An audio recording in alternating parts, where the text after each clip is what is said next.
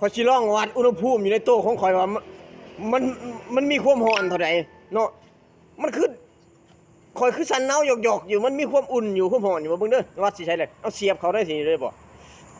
เสียบเข้าที่แห่เลยบ่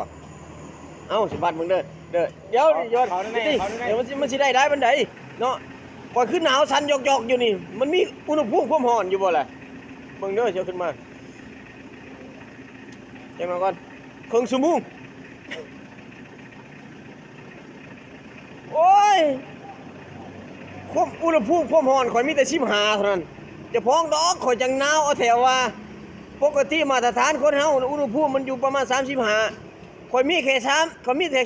15โอ้ยหามันเอ้ยจะพ้องมันจังหนาวเอาแถวว่าจะจังไดล่ะบาดนี้ฮะสิไปเพิ่มเสือคันหนาวมาใหม่ก่อนบาดนี้โอ้ยบ่ไหวแล้วเป็นจังซี่